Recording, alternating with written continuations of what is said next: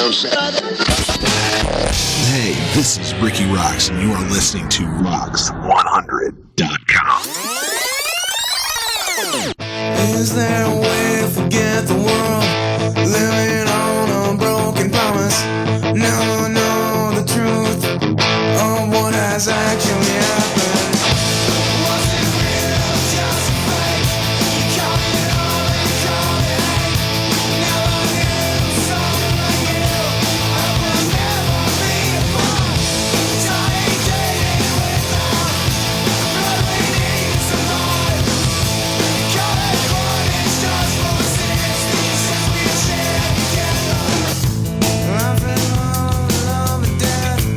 Empty feelings are all that's left. Burning hatred in my mind.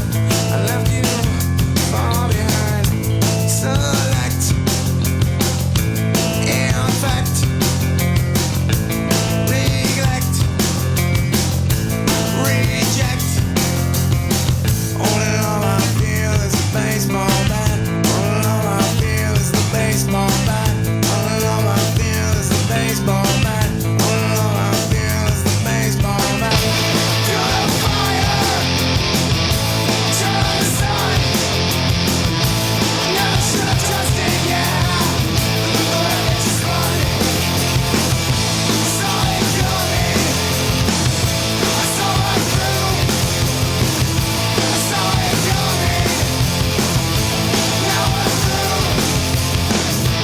Silent, infect, neglect, reject. Only love I feel is a baseball bat. Only love I feel is a baseball bat. Only love I feel is a baseball bat. Only love I feel is a baseball bat. Only love I feel is a baseball bat. Only love I feel is a baseball bat. Only love I feel is the baseball bat. Only love I feel is the baseball bat. Again and again and again. Again and again and again. Again and again and again. Again and again. Only love I feel is the baseball bat. Only love I feel is the baseball bat. Only love I feel is the baseball bat. Only love I feel is the baseball bat. Yeah, yeah, yeah. Yeah,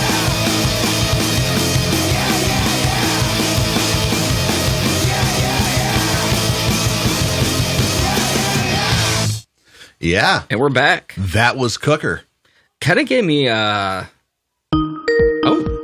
maybe we're going to get it a little bit early. Maybe he's listening. Hey, who's this? It's Jimmy Allen. Hey, Jimmy, how you doing, man? Hey, man, what's going on, brother? Oh, we are just hanging out here. We just got finished listening to your track Choke Up, and you have this new project. And, Cool. I kind of want to ask you, like, right off the bat, tell us kind of like the background story on this band, because you got an old friend of yours from the Puddle of Mudd days, Troy McCoy, playing bass. You kind of want to give us, kind of like the backstory on doing this new Cooker thing? Yeah. It was kind of just a quick little project. We did everything with. We kind of went all the digital stuff and just everything on tape. We did it in like 3 or 4 days. We did it real quick, just like old school, damn. It sounds really damn good. That's pretty awesome. Yeah. We wanted to get like kind of nostalgia. We wanted to go back until like the early '90s and stuff when music was real. Like a lot of stuff nowadays just seems like real overthought and it's like overproduced to hell. And we kind of we just wanted to test it out. And then we were kind of like, well, let's just put it out. I kind of got like an older Foo Fighters, Queen of the Stone Age kind of vibe from just like cool. the tone and the sound. It was almost like hopping in a time machine and going, which is a good thing for me because that's what I grew up on. You know what I mean? So I dig it. Yeah, cool, man. Awesome. And I kind of wanted to ask because I've been kind of like digesting this album. Yvonne sent it over to me. I've been kind of digesting it. Is this something that's going to be, specifically a side project, just something, you and Troy are doing for fun? Or is this something that you might want to take out and, do a couple shows with, go out, and do something with it. Yeah, we've talked to a few. There's a couple bands that we're friends with that were wanting to kind of have us go out on tour with them. And just right now, it just wasn't financially, it wasn't really feasible. But I think we're looking into putting out a few more songs this year for Cooker, and then I got some Against All Will stuff coming up, and so kind of putting everything together, kind of getting everything going. But yeah, we got some more Cooker songs coming right out of the gate. We did more. We were just to kind of put that many out for now. It was real quick. We actually weren't even going to release it, and that's the thing is, Troy and I were just kind of going back and forth, dude, let's just put it out. And what's the response kind of been? Because, people know you from a couple different bands, the Puddle of Mudd thing, of course, and Against All Will. What kind of made you want to do this kind of side project thing? Well, kind of back in the 90s, I think about 98 or 90. Well, no, it might have been 97. We had the Cooker project, and Troy and I, we were playing as a three-piece. I'm singing and playing guitar, and we were playing as a three-piece around, here in Kansas City and Lawrence, Kansas, and stuff like that. And so we were kind of playing, and then so the songs kind of are old, but they're kind of, that's what when we went in and let's do it old school like we used to. Troy, he kind of went through a little period where I think he's going through a divorce or something, and I kind of was just let's do some songs, man. So everything turned out, and it was kind of just the reception's been pretty good, man. I looked at our Spotify the other day, and it was 30,000 or something like that, and I was kind of wow. And we're not, there's not really any push behind it. It's just kind of punk rock kind of thing, right? And the thing that kind of intrigued me, was that you and Troy were a part of Puddle of Mudd. Was there a kind of a time in there where you guys kind of because he was very early on in Puddle of Mudd, was there a period of time where you guys weren't, really talking? Because I know you went out and did Against All Will for a little bit. What was it like kind of getting back together with Troy and working on new material? Oh, it was pretty good. We've always stayed in contact, and he's back in Kansas over here now. He was before he was living in Florida and stuff. We'd always talk, but I was living in LA for 10 years, kind of slugging it out in that scene, doing Against All Will and writing Puddle stuff and all that. But it was kind of, we got back, we tried to get back to the roots, of things and just kind of getting out there. But Troy and I have always kind of stayed in contact and just kind of brainstormed musical ideas, because we both kind of started playing together ever since we were kids, kind of. So I just want to ask, so I'm assuming you went out to LA to, live the American dream of being a rock star, correct? Yeah, of course. So, because a lot of people always say, oh, I'm just going to head out to LA or New York or whatever. What was that period of time like for you? Give us your in-depth synopsis of the real world of, hey, I'm going to go out west and try and make it big. Yeah, it's a pretty long story, but it's you get out there, being a Midwest boy and stuff like that, you get out there and you think everything's going to be smooth and easy or whatever.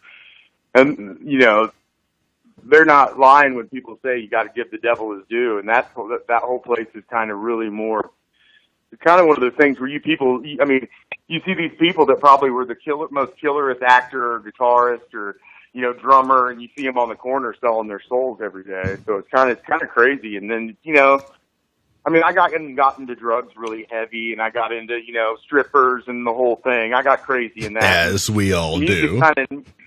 Yeah. And the music, weed's legal out there, man. So it's kind of you get everything you get into.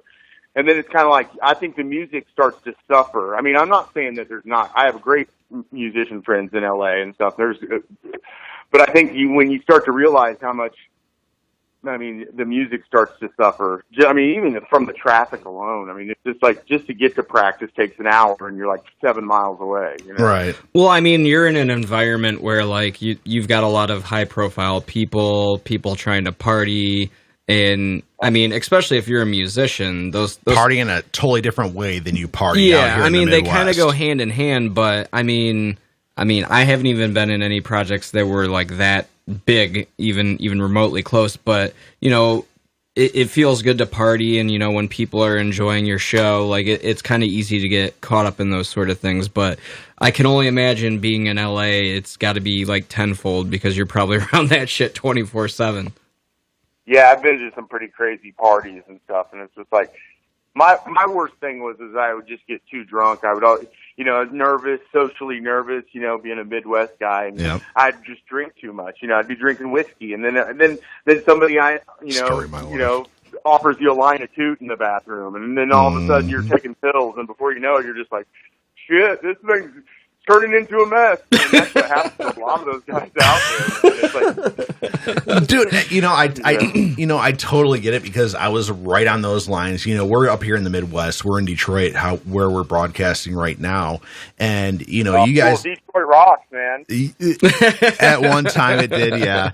And, you know, you're from the Missouri-ish area, you know, so I'd be remiss, you know, everybody that's listening, you know, predominantly knows you as the guitar player, you know, the very early guitar player in Puddle of Mudd. So you kind of want to give us a little bit of background on, you know, kind of how that started, because that was a Midwest band too, and that kind of just blew up. Kind of give us kind of like the backstory on that a little bit. Well, you know, we had Wes was the last guy to join Puddle of Mudd. If it wasn't for Kenny Burkett, our old original drummer, Wes would have never even had a spot in the band. You know, Kenny and I kind of worked the band up, and then, you know, Sean Salmon got involved, and we kind of started working as a band. And then, you know, Troy McCoy joined a little bit later after that, but we were kind of working as a band and just in Kansas City. And we got a couple spins with a song I wrote called You Don't Know. It's on the new album, too, Welcome to Galvania by Puddle of Mudd. Mm-hmm. But we were getting radio spins around here, and we saw how, like, immediate, like, radio, FM radio back then, it launched our career. Kind of, you know, we were playing, you know, shows that were way over our pay grade and stuff like that, and we were really amazed. You know, it really helped just having the radio buzz kind of going, and it really helped for just us getting out live and people getting to notice, and, you know, we were selling a lot of merch and CDs around in Kansas City and all the, you know, Oklahoma and Texas and all those places. We were going everywhere kind of playing. We got to open up for some really cool, you know, national acts. And then what happened is everything kind of sputtered out. And, like, it really went downhill for a while. For where I left the band, Wes even left the band. Everybody was an original member. And then basically what happened is Fred Durst got a demo tape somehow of our original stuff that we did, our original CD from Kansas City. And he called up and asked, you know, our manager at the time if, you know, we had a label and stuff, and the band wasn't even together, you know. So basically, he flew out and checked out just Wes. I wasn't involved in that process. All my songs were being used, but it was like I wasn't really involved in that process when Wes got signed. And Wes got signed, you know, I think it was 99, 2000, somewhere around there. And then I started getting a lot of calls going, hey, man, you need to sell your publishing to us. You need to sell your songs to us, you know, by Fred or Wes or the A&R rep at the time and stuff. And it kind of just got kind of crazy there for a while. But then I rejoined the band. Wes asked me to in 2004, I think to 2007 or something like that. And so we wrote a bunch of more songs. I mean, we have a ton of original material between Wes and I and the old guys and everything. We got a bunch of material that nobody's really ever heard. But the whole thing is that, you know, the songs I wrote back then that were used on the Come Clean record, like Blurry and She Hates Me and Drift and Die, you know, those are songs that were written in 95. Wow. That's pretty crazy. They were older songs. Yeah. So they blew up in 2001 or whatever like that, and all those songs kind of blew up for me and for Wes, and we got a lot of accolades and awards and all that stuff. And it was really cool because it was like the music still stood the test of time, kind of. So it was one of those things where it was really cool to see something that took that long to actually kind of really snap into place. But you can really just see how we really worked hard as a band for a really long time.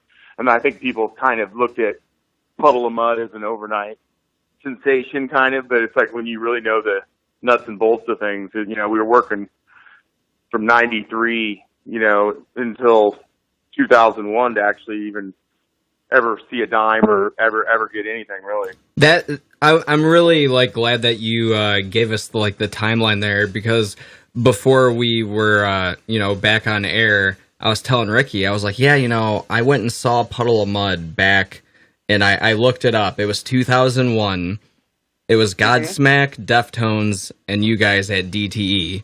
And I originally went to just go see Deftones. I was in 8th grade, and fortunately, the company my mom worked for had third row tickets, so we got them for free. But I saw Puddle of Mudd, and I was like, holy shit, this band is really fucking good. And then literally 2-3 weeks later, your guys' shit was everywhere, MTV. I was like, oh my god, I just saw this band. They opened up for Deftones and Godsmack, and the whole rest of the story of the band is just obviously a roller coaster. But it was just so wild because now you're saying you wrote those songs so many years ago. I'm like, dude, I thought I had the early glimpse at this band, and now you're like, we wrote those songs all those years ago. It's crazy. We came in late to that party. Yeah.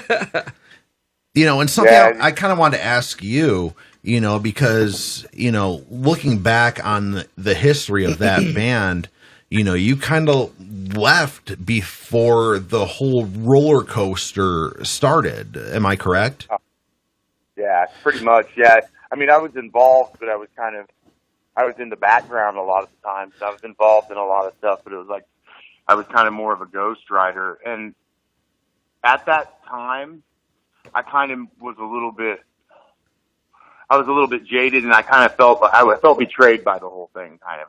But now I look at that as a blessing, because, it's I would have got into so much crap, and just that would have not been a thing for me. I got an addicted personality, and it's not that whole thing. I might have a couple kids after that, maybe a heroin addiction problem, And that was something I kind of wanted to ask you, since you're a co-writer, on some of Puddle of Mudd's biggest songs ever, and they're going out on these tours after you had left.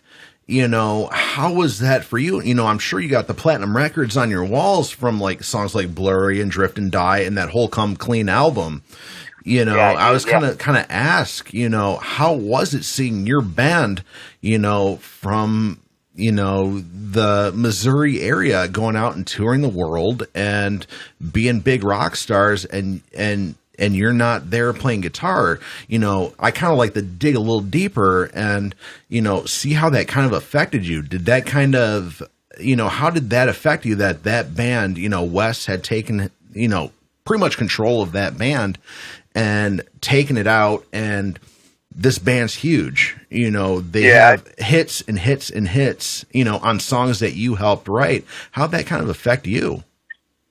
Yeah, it really pissed me off. I was really pissed. It was one of those things where I felt really betrayed by Wes and the whole thing. And it was really one of those things where also, it goes deeper than a lot of that stuff. Yeah, I wanted the fame. I wanted to be a rock star. I wanted to do all that stuff. But also, I was a hard worker. I mean, I wrote songs. I write songs. That's what I do.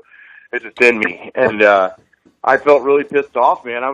But the thing was, is that, the silver lining is that Wes, after Paul kind of quit playing in the live band, Wes asked me back, and I played Times Square on New Year's Eve with Puddle.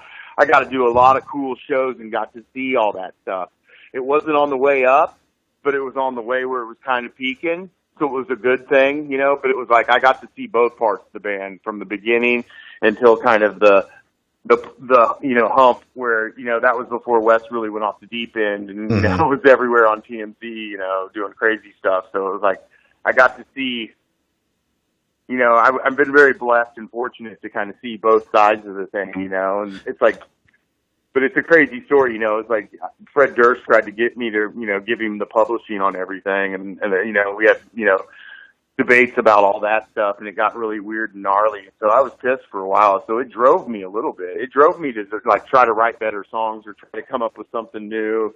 Kind of drove me, but I was kind of hurt by the whole thing. I really was. I mean, I took it pretty deep, you know, and I think that's part of my addiction that I had was also, you know, that, you know, that's what made me want to get fucked up all the time because I felt so betrayed and stuff. Well, I mean, I guess in hindsight, given like everything that has happened with the band, you're like you said, you got to not necessarily, you know, go through all the ups and downs, but you did get, at the very least, get to enjoy some of the fruits of your labor without having to necessarily deal with all of the bullshit. So, you know, I can guarantee you, if I was in your shoes, I would have been epically pissed too. But you know, things have a way of working out for themselves. And I mean, you got the new music coming out. You know, we all thought it sounded really fucking good. So I know you touched on it a little bit. Do you got any shows in the works? Do you have any, you know, music videos, anything you want to plug? Like, I'm sure if, you know, any listeners are into it, they're going to want to know, you know, if they can potentially see you, any new tracks, et cetera, et cetera. Yeah. I mean, we've got a lot of cool stuff planned out for Against All Will in 2020, but also there's also with the Cooker stuff, there's some cool stuff coming out with that. And, you know, Puddle of Mudd fans probably will be, you know, wanting to know and I think there's, you know, Wes has been talking about doing a re-release of some stuff and other stuff. So, you know, there's some cool stuff in the works all around for me. You know, it's kind of all on the songwriting front. I've been working with a bunch of different artists. So it's kind of hush right now, but just been doing a lot of writing and producing. I've got a studio. I've been working on a lot of stuff. I just kind of, live shows, I know there's going to be some stuff coming up, but I just don't really know when. But studio work's been like crazy. And I'd kind of be remiss if I didn't bring this up. You know, old school fans of Puddle, or any fan of Puddle of Mudd, you know, they've kind of heard the stories of Wes, and you know, here in Detroit, we've had a lot of issues, you know, with Wes freaking out, you know. And stuff like that. Up. I'm sure you've seen it. Did you, you know, when you were jamming with them, did you ever get any inklings that, you know, the way he is might be an issue? Was that ever an issue, or was it something that kind of happened once all that got huge and blown up? From the first day I met him. Really, I mean, from the first day I met the guy. I mean, so yeah. you know, going back to the old school days of Puddle of Mudd when you guys are playing clubs or whatever, you know, kind of explain how that, you know, that dynamic was, because a lot of people don't know that. Everybody kind of knows Wes Scantlin, you know, the Puddle of Mudd, you know, the hits and all that, and then later on there was train wrecks, you know, pardon my English, I guess, but, you know, kind of explain how that was back when you were kind of like, you know, playing the clubs. Yeah, I mean, it was kind of accepted back then. You know, we were 19, 20 years old, so we were kind of just like, hey, we were just happy to be in the clubs to get. But what I saw really from day one is that, you know, we were kind of a cover band. I was the guy that pushed for original, Drift and Die, Blurry, all the stuff that really did our first Stuck CD, the one that's, you know, unreleased pretty much. Those were all my songs, and it was kind of like we were a cover band. Nobody really wanted to be an original band. I kind of forced everybody into it. So it's like Wes kind of, you know, he's better now, but, you know, that whole train wreck thing, you know, that's part of the reason why I wasn't in the band the both times, just because it's kind of like, dude, I would be the guy who'd be like, hey, man, you know, everything in moderation, bro. But he took it to another level. So are you guys like now in good standing? You guys talking? You guys, you know, cool? Or is it kind of like a divide now still?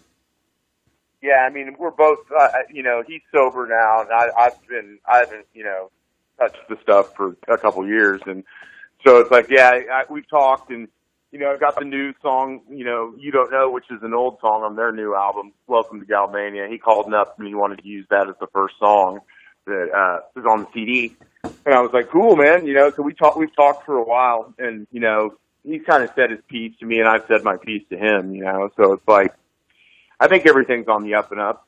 Well, that's good, because at the end of the day, I mean, all the years and all the music, and especially if they're still wanting to use your songs, you know, it's at least good that it's Amicable. You know, so moving on from that, you know, you had the Puddle of Mudd thing, you got platinum records on your walls, you know, for these songs. And I'm assuming you're making a nice chunk of change.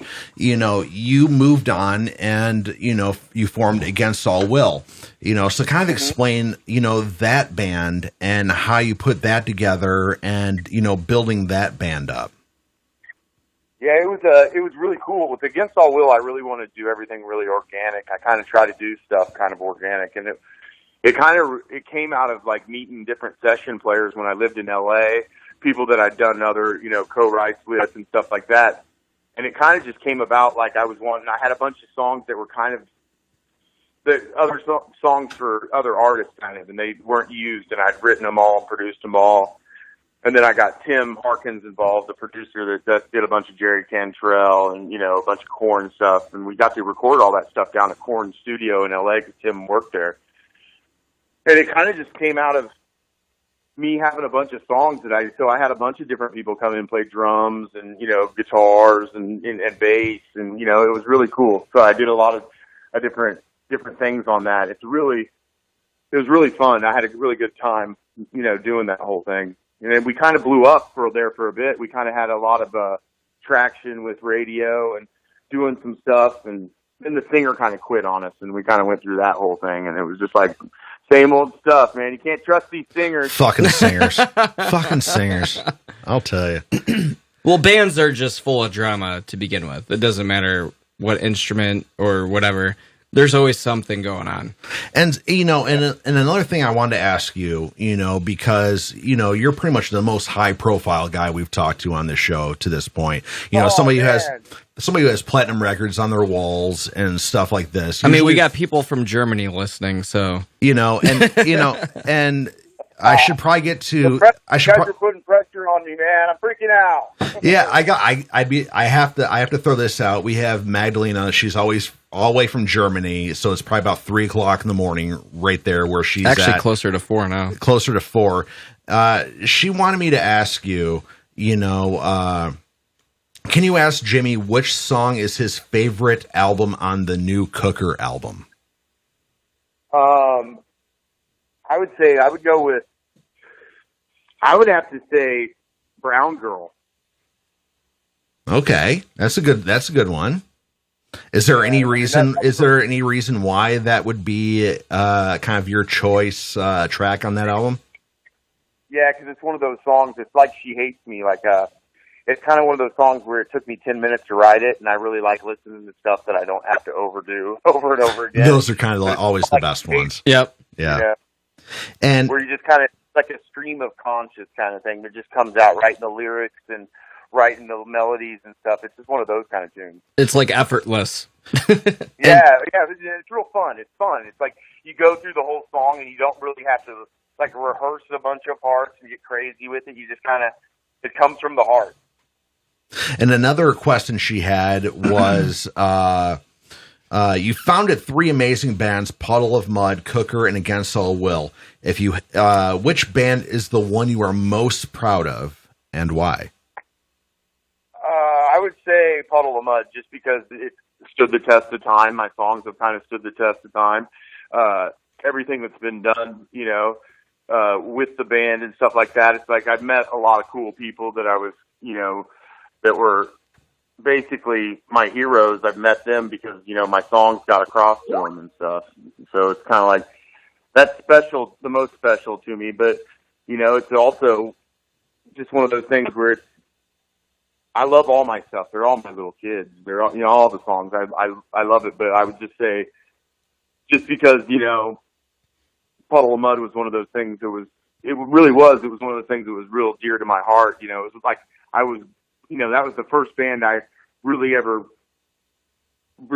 saw any kind of cool fan reaction playing original songs. You know, and it's like, yeah, I've been in other bands where we play covers and stuff like that, and sure, you have drunk people yelling up front, but I mean, Puddle of Mudd was really one of those things where I get to meet people that, you know, the music's touched them, and I would never get to meet those people and talk to those fans and people that come up and say things like, you know, they mean a lot to them because they lost somebody and that song really, you know, spoke to them. You know, so how is it for you, you know, being out of that band for, you know, pretty much as long as you have? I mean, you've come and you've gone out of that band, you know, when you hear Blurry or Drift and Die or She Hates Me on the radio, you know, do you get, you know, what do you feel, you know, when you kind of, when you hear that song, you know, you're driving down the road or whatever, and you're on your rock radio and one of those songs come out, you know, I'm always kind of curious as to kind of how,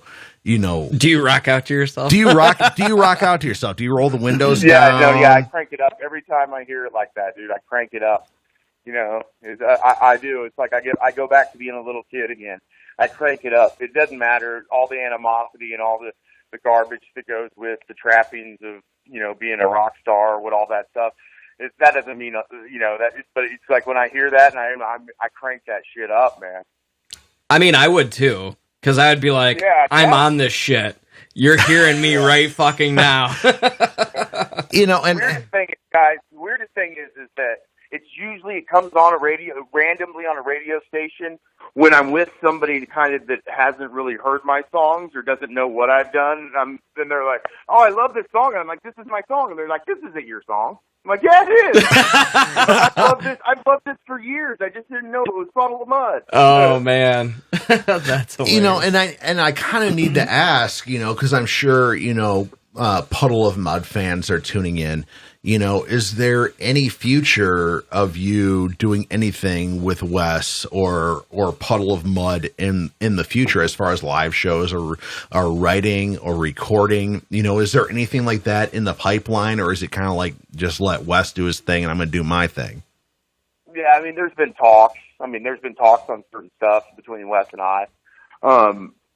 There's nothing really solid I can tell you, but I know the real Mudd fans, there is a great fan base of people out there that love Puddle of Mudd, and they're really cool people. You know, it's like, you know, I like talking to them about stuff, you know, but it's like, there's probably some cool stuff coming down the pipeline sometime. So if they want to know that, I can say that.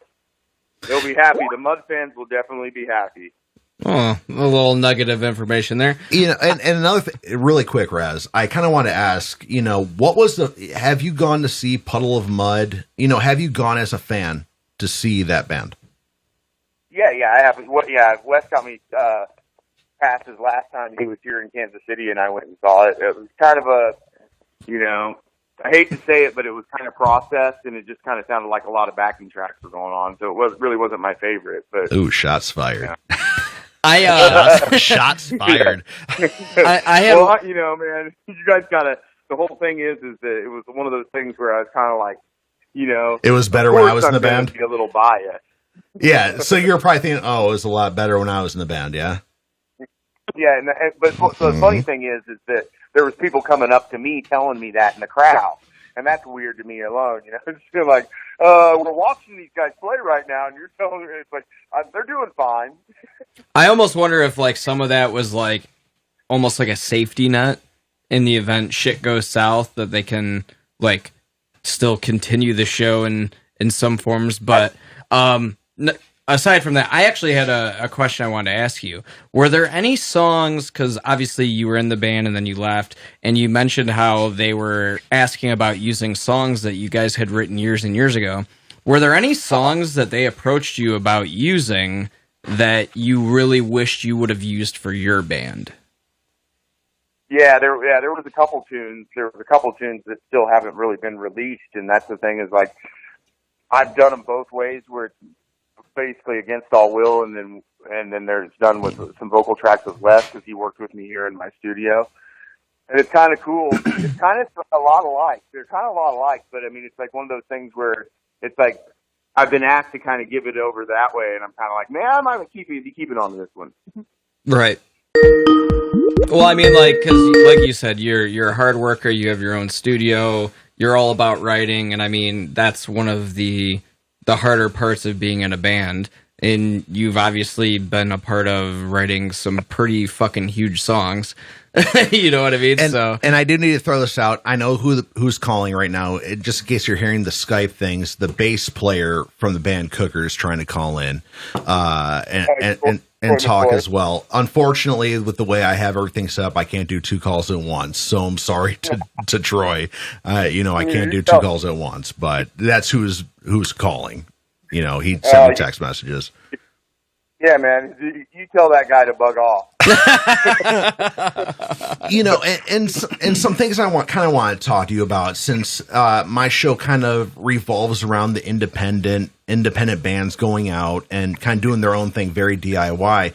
You've seen it. You were in a huge band, huge hit songs. You have platinum records on your wall, I'm assuming, and then you stopped and you started over again.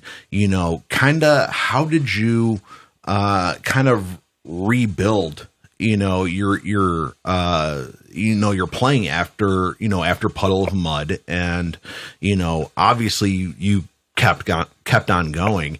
Kind of how did you get to the place to rebuild after that? Kind of just always working on my craft, always noodling, always trying to make up some new sound. And like you were saying, when like I'm really into the whole DIY kind of do-it-yourself thing. I really think it's a viable kind of thing, but it really needs to be worked out a period over time. You kind of have to let it. Nowadays, the music industry really is a weird kind of thing. So it's like you kind of just have to let it kind of come to fruition somehow, and work on it that way. But I really am a fan of the whole thing. Is like, do it yourself. Try to know where everything is. Even with Puddle of Mudd, we always were do it yourself, dude. Until Fred Durst got involved, we had a lot of things coming for an independent band. I mean, labels were checking us out, and we had all kinds of reps and everything like that. But we were always kind of just like a Midwest kind of punk rock kind of band. Just kind of everything was. We did our own flyers. When flyers were around, and yeah, we did our own all kinds of promotions that we did. And then. It was always kind of like, I think that's the best way to go nowadays. If you're going to sign to a label, you're kind of signing. I've seen a lot of those label things and how they work out. And it's usually kind of based around one dude. And that's usually the singer guy. And then it's kind of, that guy kind of gets the deal. And then you're kind of subjected to what happens with that guy.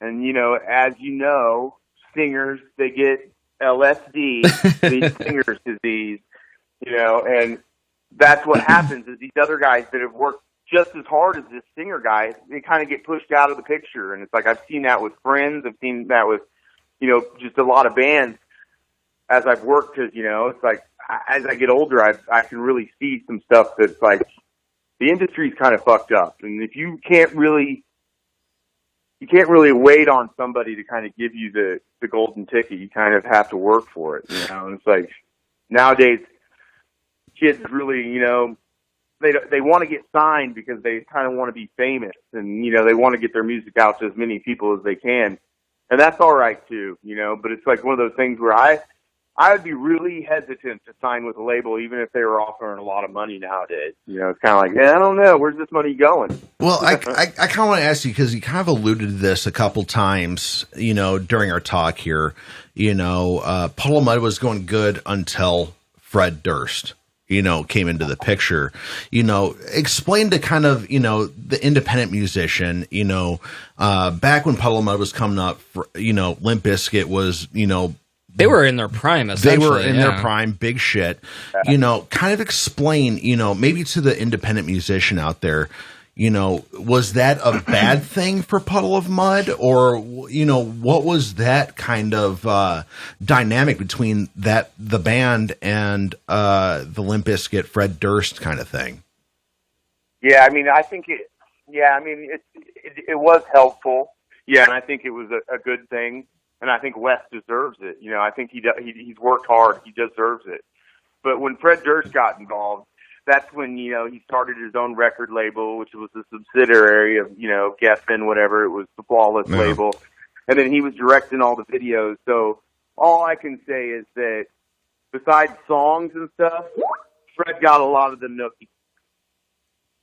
You know, it really came down to, yeah, it was good for Fred too. It was one of those things where, you know, I've seen some of the budgeting and some of that stuff, and, you know, Fred Durst got a lot of the nookie, you know. I mean, it's basically corporatizing music, just not on a it's like a grand scale where you have hundreds of thousands of employees. You basically have one person overseeing shit, and they're monopolizing off of it. You know, I've seen this a bunch of times with a lot of bands. You know, bands get to a certain point, and then somebody comes in from somewhere and starts, you know, wagging their dick around and, you know, starts taking control. That's why I was kind of asking about the dynamic between Puddle of Mudd and the whole Fred Durst thing.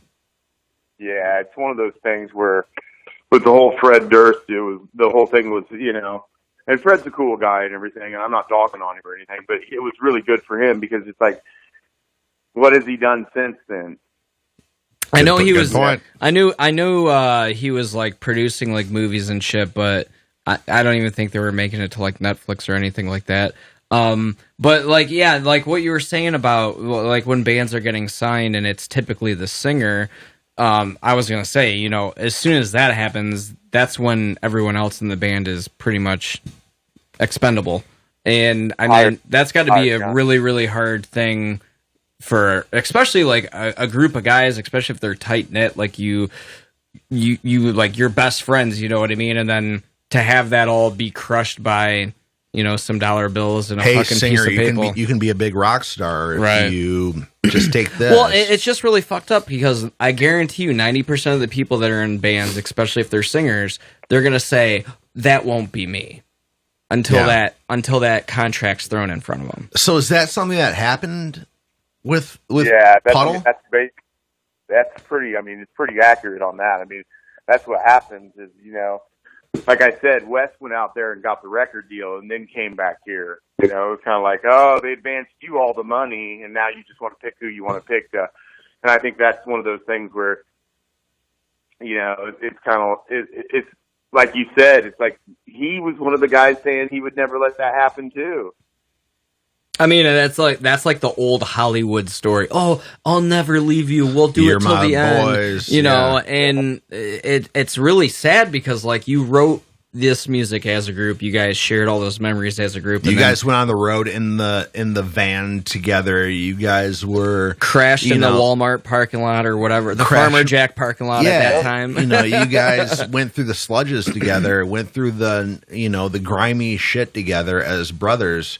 And then one came out, and the rest, well, maybe not just one. So but am I kind of assuming, is that how that kind of went? You know, you guys went through the grudges together. You were driving around in a van together, playing DIY shows in front of 5 people in the clubs together, and then it just kind of became a bad situation.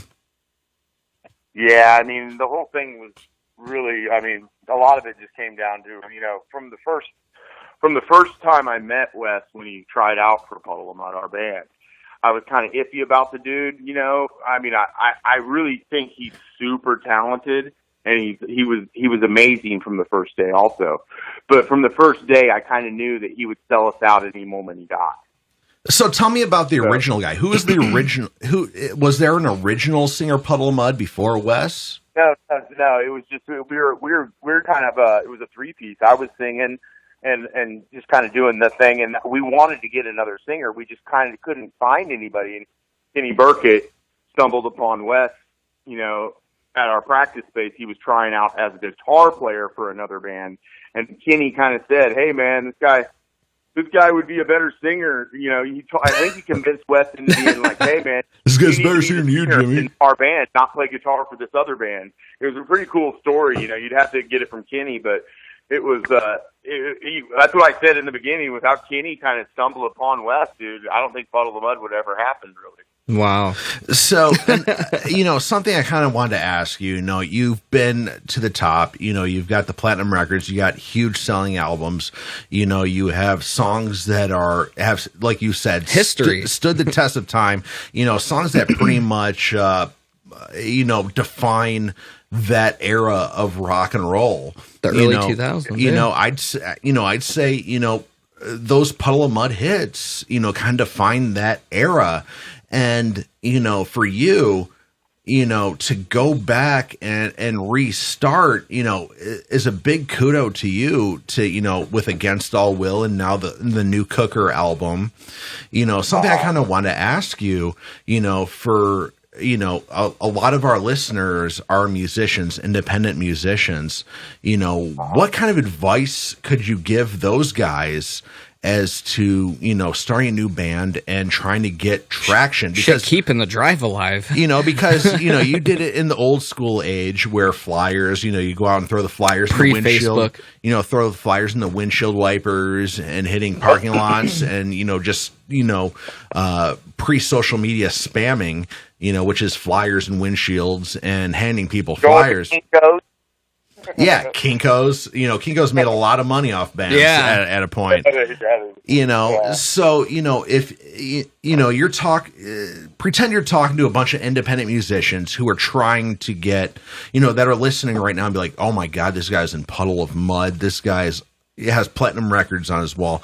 What kind of advice would you give a new band or an existing aspiring artist to kind of move their stuff to the next level?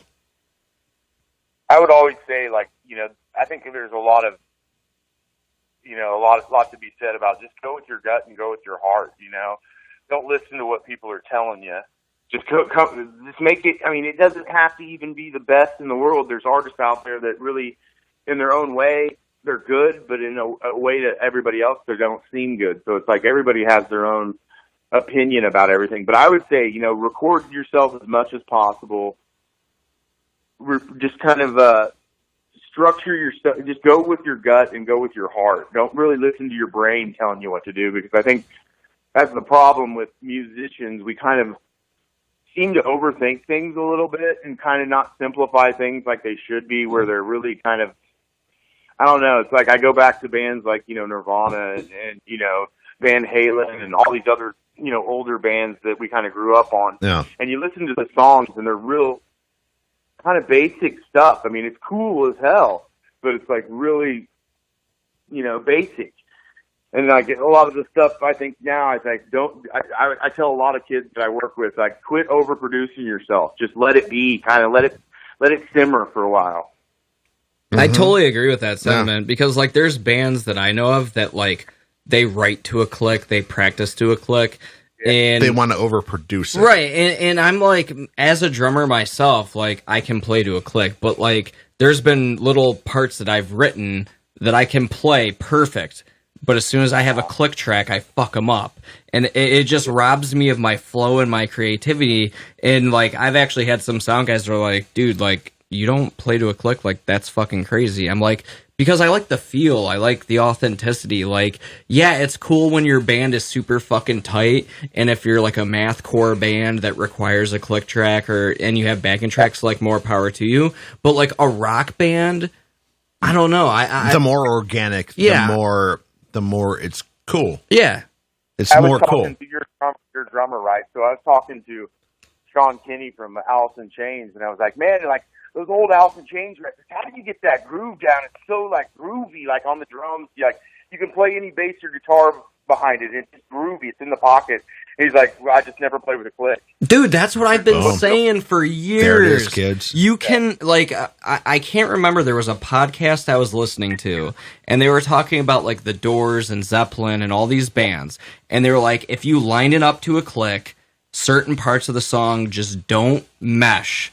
Because it's fucking groove. Rage Against the Machine, like, rock and roll, they'll be like a little behind or a little ahead. That's feel. And when you're playing 2/4 whatever, you don't have feel. It's all mathematics, and everyone wants it to be perfectly in time. And it's like you're basically robbing that of the song. The feel. You're robbing the organic chemistry of a band when you Yeah, have to and it's program that grid, it. man. The grid kills everything. Like I do both. That Cooker disc that we're listening to, we just put out. We used no clicks. We were on analog tape. There was no computers involved, and it was one of those things where it was so refreshing because all the stuff I'd done before, even some of the Against All Will stuff, I told them no clicks because it's just like it gets to a point where you're on this damn grid and you feel like everything's just losing its feel, kind of. It's like I'm a guitar player by nature, and it's like I have a feel, and it's like I want to be. Sometimes I don't want to be right on that grid click kind of thing. I want to be able to have some feel. Yeah. The feel is a little bit off the one. It's a little bit before, it's a little bit after. That's how Zeppelin did it. They sold 500 million records. Every band that sold millions and millions and millions and zillions of records, they never played to a damn click track. I'm sure it was all feel, and it was like, dude, and a lot of bands just played in the damn room. And guitar players, bass player, drummers, just right there in the room and damn played. Yeah, they weren't on a click track. They just played with feel. Yeah. And that's what makes authentic, to me, because I'm an old school rock guy. I'm an Aerosmith, Zeppelin, Who guy. And, when you're right on the click or whatever, it sounds almost robotic, but when you're a little bit off, it's like... Bless you. Bless you. That's when that's where you get the feel of being a real legitimate rock band. Yeah, I mean the metal guy in me, I love playing to a click. I love recording to a click, but like doing the country rock stuff that I'm doing, like no chance in hell I would ever try to do that live to a click because that just robs me of all my feel and all my creativity. Yeah, the metal thing, you're right though. When you're doing the core metal or the heavy metal stuff, you kind of want that click there because everything's so fast and in double time. And exactly. You kind of want, but it's like that's the thing is also it's like it also makes you play a certain way as a guitar player when you got that click going on. It's that really tight metal-y thing. You just want to do riffs like that. You want to groove like that, and it's like I was playing with these guys, and it was kind of like a Static X kind of project. Mm-hmm. And it was like we were playing with a click so much that I was doing all this double fast picking stuff all the time. And it was like it really built up my playing a little bit. But it's like then I was like, how about we do the song without the click? And we played it without the click, and it was way better. It was way better, Oh yeah, for sure. I mean, like I was big into blues, jazz, reggae, like. There's no way you can like effectively write a good reggae, blues, or jazz song to a click. Like that's just gonna rob you of your fucking feel the entire time. Like, cause there's just so much groove involved. Like, I'm like so glad that I'm a metal guy because if I had to go into a studio and try and record to a click playing that, I'd probably blow my brains out. Yeah, I've done some stuff with Josh Freese and. Some other studio drummers. What they do is when you record stuff, they basically have one side of an in-ear in with a little bit of the click in there. They get the tempo going, and then they fucking whip that fucker out. They're just like, yeah, I got it. I know what I'm supposed to play like. And we got a couple minutes left, so there's a couple questions more I want to ask you. You've been around for a long time, producing bands, playing in bands, whatever it have be. Is there any band, in your, I guess, extensive career that you're like, man, this band should have been a lot bigger. They should have broke, but they never did. Is there a band like that you remember? Yeah, Failure, the band Failure from the 90s. I thought they did well, and they're still doing stuff, but it's like, I thought that first CD should have been a lot bigger than what it really was. Where are they out of? I want to say they're California. They're a 90s band, Failure. They had a radio single called Stuck on You. It was a killer single. Are they still around? Yeah, they're still around. Check them out, Failure. You'll like it. It's kind of 90s, kind of esque stuff, but it was like, it's one of those bands where it's like they should have been up there with some of the greats, like Jane's Addiction. It's like a lot of those bands. They were kind of in that first Lollapalooza run. They were on that first Lollapalooza. And another question I wanted to ask you, and I think it kind of rings more and be a lot more interesting talking to you. What's Jimmy Allen do? What's your? I was going to ask him this earlier. What's your day to day? A guy that has when you're not writing platinum hits, huge hit songs. What are you doing day to day when you're not recording? You're not playing with a band. You're at home. What's Jimmy Allen doing? It's kind of boring, but I just like to hang out. I have a cat. I like to hang out and just like watch movies and kind of just chill out with friends and just kind of do mellow stuff. Really kind of sometimes I'm really boring because I always have to play with the guitar around and stuff like that. So people are like, "Oh God, here comes the guitar again." Well, I need to ask: does Jimmy Allen have a day job? No, I don't. That's the rock star right Boom, there. There it is. Because there's a lot of people I talk to that are touring. They're like, "Oh yeah, when I come back from tour, I have to work at a bar. I got to work at a bar or something like that, or I'm a greeter at Walmart or something like that." So Jimmy Allen, greeter at Men's Warehouse. We have a sale on khakis today. There it is. Yeah, so your day job consists of scooping out the litter box. That's a nice life to live. Yeah, it could be a hell of a lot worse. All right. Hey, man, I've been blessed. I really have. It's like, it's one of those things where, I look at it as, everything God's blessed me with. I've been working at this, over half my life, since I was 15, 16 years old. So it's like, it's really nice to, the songs, still are doing great. Everything does great. Independent stuff is the way to go. It's like I keep track of everything. I have a great manager. I got a great publicist. I got a lot of great people around me. Well, so it's like it's really one of those things where I've been blessed. Well, that's actually really, I guess, comforting, at least for me to hear. And it's not to diminish what you've done, but you're not like in the forefront. You haven't been like on these huge, like worldwide big tours, but you're able to make a living. You're still doing what you're doing. You sound pretty damn happy. And I think that's it's really hard for a lot of musicians to go, at some point, I might have to quit, my job that provides me stability.